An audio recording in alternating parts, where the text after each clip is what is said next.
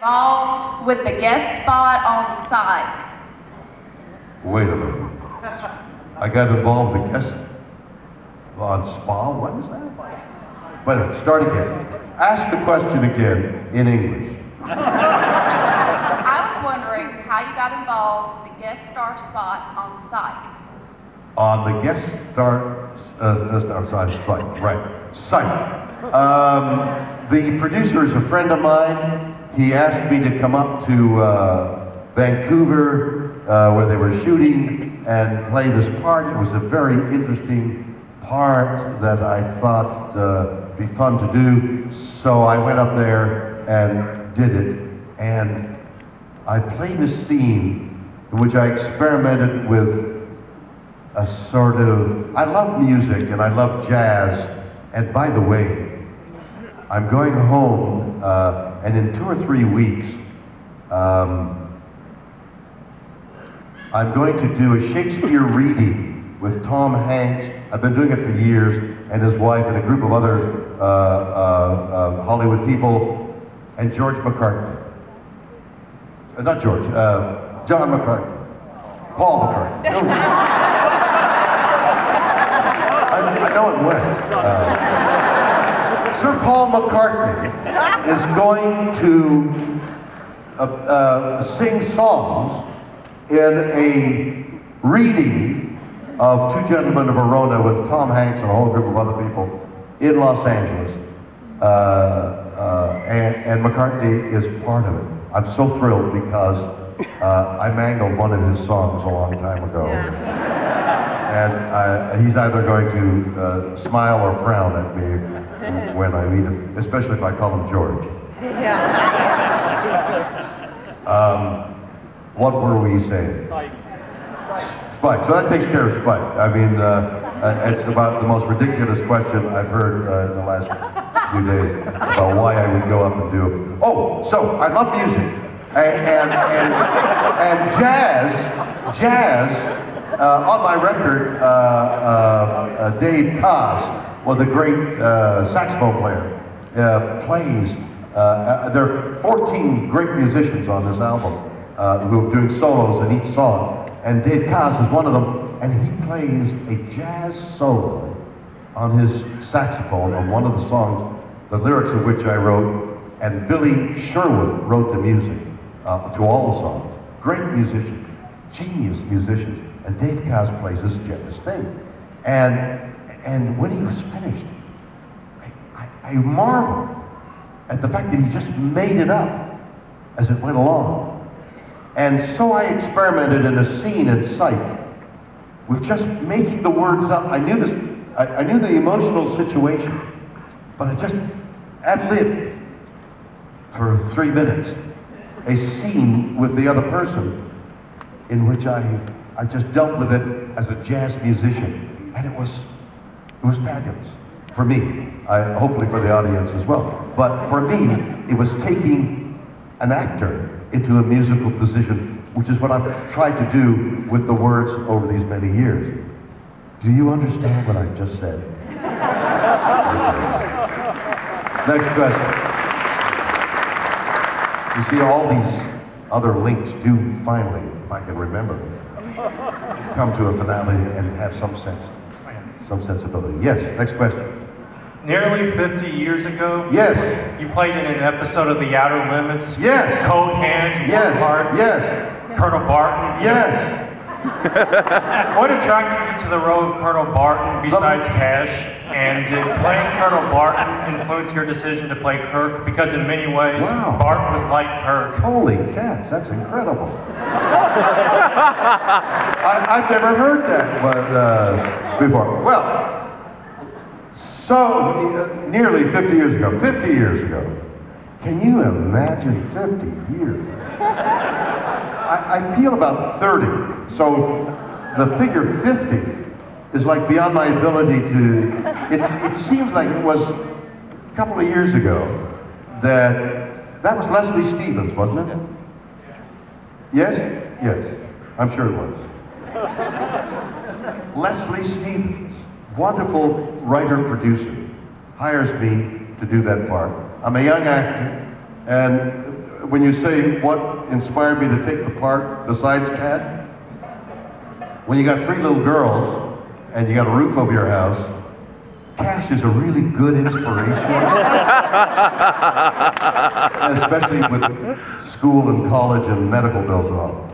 So, as a young actor, you scramble and you hope the jobs are going to be good, and you try and turn down stuff that is not so good, but at the same time, you're racked with the idea, I've got to make some money to pay the bills, and how callow it would be of me to say, no, I'm not going to play the part of that colonel in Cold Hands with Warm Feet or whatever it was called, because it's not worthy of me. And my oldest little girl, Daddy, there's nothing to eat in the refrigerator. No, dear, I know there's nothing to eat, but I'm not going to play that part. So yes, cash is a great motivating factor. The only problem is, you don't know if you turn something down that there'll be another offer. And that's the dilemma many actors like me felt in those years. Because the first several years of my life as an actor, I starred. I wasn't married and didn't have kids, but I would go without eating to make the week rent and laundry or whatever else I had. There were times I went without eating. That's how bad it got in the early years. That'll scar you when you get more successful, and you think, hey, you could go back to those days very easily if people don't ask you to work, because it's not, an actor is not like building up a resume at a corporation, and they work there 30 years and they say, oh, well, hey, Bill, you've been here 30 years, you should go to the next position higher, we'll give you more money because you've been here long. That doesn't work with an actor. In fact, what's happened with actors is money's gotten less for actors who don't bring an audience in, to be polite about it. If your name won't bring an audience in, many actors, one of whom is in my family, what we call the top of the show has been cut down, so that actors of a mid-range are in a dilemma in that they're expected to look and act and dress in a certain way, and the money they make has been cut down considerably. So what do they do? How do they live? It's the same dilemma many people are having in the world, let alone in this country. But it's more obvious with an actor who has a certain prestige. He's got to buy a new suit, and the suits are expensive. So that's always there as an actor. That's always there. Will the next job come in? So when do you choose and when do you don't choose? In this case with Leslie Stevens, it was a lovely part, and yes, I'm sure that that character and Captain Kirk were alike, and there's one central reason why. Me.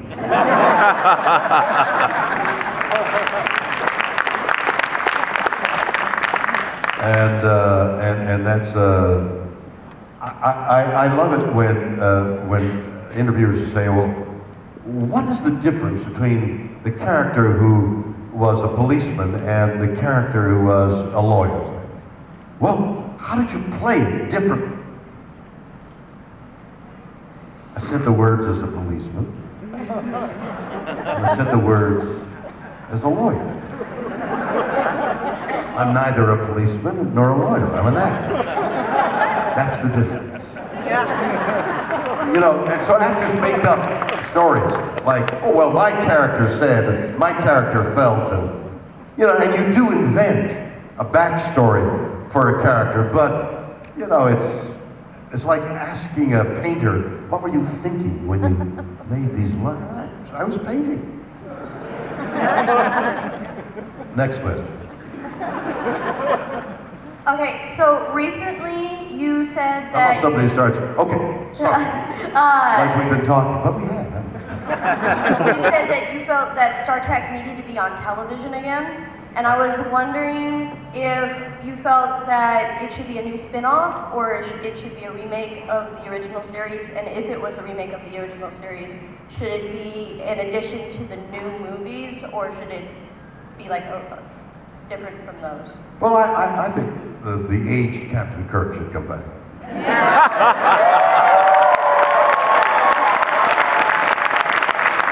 No, when I saw Leonard in the first, playing Spock in the first movie, I texted him. I said, "You know you're old when you go back in time and you're still old."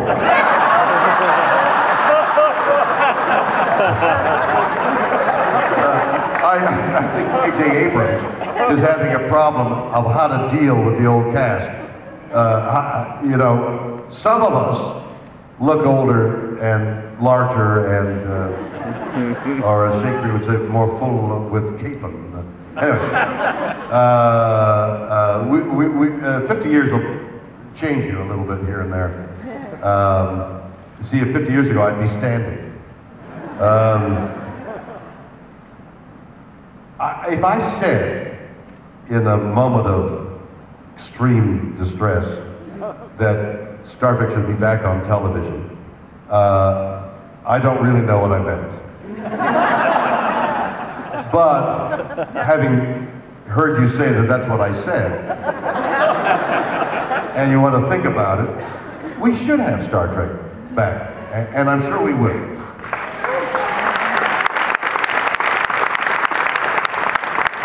When I did Star Trek for those 3 years, and it was canceled, that was the end of it. People have said to me, asked me time and time again, did we know that 50 years later you'd be in front of 3,000 people and talking about Star Trek? Of course we knew. It was as far-fetched as saying, that part on that series that I just talked about. Spike, right. That in 20 years, they're going to do a series about that character. I mean, it was as foolish as that. I had the flu on the last day, this I remember vividly, and they had laid out a bed so that I could get up and do the last scene and go back to bed until I was called again. And it was on the set. And then when it was over, I heaved a lot of things and a sigh of relief. And I went home. And sad, that was the end of a lovely gig. I loved playing the part, it was so well written, so many things to do, and I enjoyed it so much. And that was the end of it. 6 years later, I'm skiing on some mountain. A guy shushes up to me, and he says, "Have you been to the local bar? They're playing these funny movies of you acting the fool." I said, "What are you talking about?" So I get out of the bar, and on a loop, they've got those funny films, the gag reel. They got a gag reel of me banging into the door, and I'm thinking, why would they want to do that? And it was the first inkling, 6 years later, that I had that Star Trek was somewhere dimly alive. And it only slowly came back to life. It resuscitated in a variety of ways. The first movie, although it made a lot of money, wasn't critically successful, and a big-time director was on it.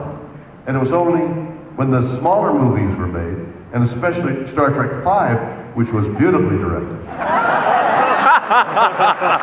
and brought the whole franchise to life,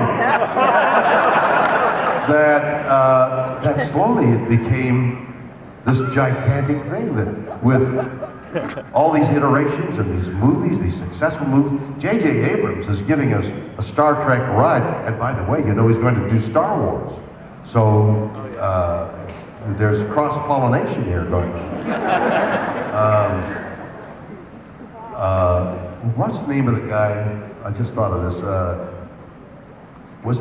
Was his name Burbank? The guy who did the trees? That was his name, wasn't it? It was Burbank, from which the town is now, or the outskirts, is named after. who did orange blossoms and did grafting. Well, that goes for a lot of politicians. They did a lot of grafting. Play on the word grafting for those of you. So J.J. Abrams is our Dr. Burbank of today. He's grafting Star Trek onto Star Wars and Star Wars onto Star Trek. The result of which we're going to wait and see what happens. An inside joke. Okay. And somebody just flashed a saber at me. Yeah, there you go. Yes, next question. Yes, sir. With like how you opened with all the traveling that you do, and Yeah. I follow you on Twitter, and it's like from one airport to the next. I know, it's ridiculous. Like when you think and they still examine me, by the way. They still say, I know the, hi Bob, hi Bill, how are you? You know, and they get intimate too. And I think they're taking pictures, I don't know. Yes, go ahead. But like whenever you're thinking, oh, I finally get to go home, like where is that? And when do you get some time just for yourself to do your stuff? Yeah, I asked the same question. Los Angeles and its environs is my home. I can't wait to go home. Lately, 3 months or so ago, one of the songs in the new album called Pond of the Mystery is called But Not For Us, which is a song about Starbuck, my old dog, who's 14, and the last line of the song is, and now he's old, his back is sore, his muzzle is gray, his back is sore, and he's getting ready to die. And as I look at him with love, I realize, so am I. And the song is called So Am I. So Starbuck is 14 years old. I'm going to tell you the story of Starbuck. Starbuck gets an infection, and he has to be castrated 2 years ago. You like the story so far? So my wife, who was a horse trainer, and we're deeply into the breeding of horses and dogs too, for that matter, says maybe we can freeze the semen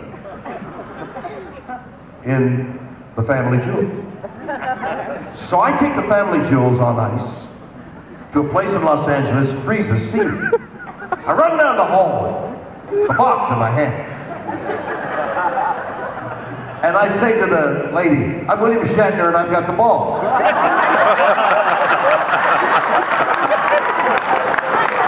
And she says, you certainly do. And they freeze the semen. 2 years later, Bucky's he's 14 and he's having a lot of difficulty. So we find a female dog, a bitch, outside of Dallas. It's a long, involved story, but the bitch is in Dallas. The semen we ship to a veterinarian in that area, and he artificially inseminates the dog when she comes into heat, and she catches, and she has 7 puppies. All of them are female. Well, one was male, but it does. So she has seven girls.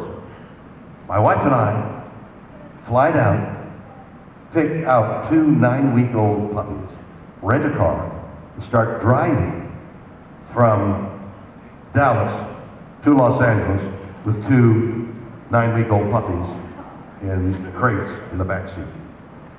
So the overriding question was, where can these puppies poop?